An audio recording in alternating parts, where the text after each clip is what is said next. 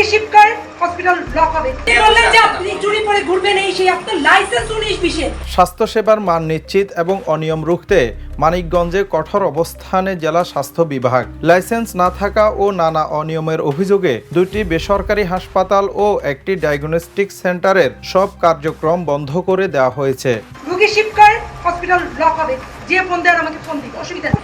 45 days time দিয়েছি, আপনারা এগুলোর কোনো গুরুত্বই দেননি।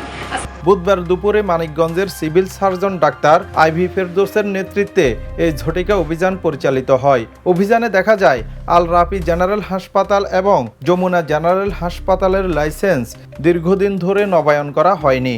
এমনকি পরিদর্শনের সময় সেখানে ছিলেন না কোনো কর্তব্যরত চিকিৎসক, ছিল না কোনো সচল লেবার রুমও।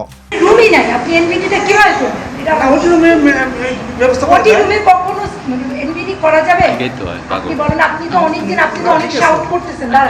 চরম অনিয়মের দায়ে আল রাফি জেনারেল হাসপাতাল, যমুনা জেনারেল হাসপাতাল এবং মডার্ন ডায়াগনস্টিক সেন্টারের কার্যক্রম তাৎক্ষণিকভাবে বন্ধ করে দেওয়া হয়। এছাড়া বিভিন্ন ত্রুটি পাওয়ায় মানিকগঞ্জ শিশু ও জেনারেল হাসপাতালকে মুচলেখা দিয়ে সতর্ক করে স্বাস্থ্য বিভাগ। যিনি এখানকার কর্মকর্তা বা ইনি হচ্ছে মালিক বা এমডি যেটাই হোক, উনি নিজে অনেক বড় ভুল করছে, কিন্তু সেটাকে উনি তুলে ধরছে, উনি রাইট। ঠিক আছে, ওনার প্রথম কথা যেটা, লাইসেন্সের ডেট ফেল 19-20, আজকে 26-27 চল 6 বছর 7 বছর হয়ে যাচ্ছে ওনার লাইসেন্সের ডেট ফেল। সেই ক্ষেত্রে হসপিটাল বন্ধ করে আমি তাদেরকে 1 মাস টাইম দেবো, 1 মাস বন্ধ থাকবে।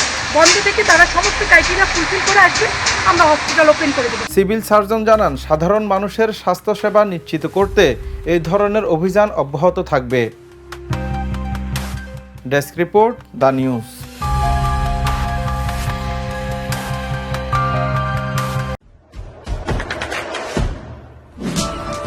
দেশে দেশে সবার সাথে দ্য নিউজ।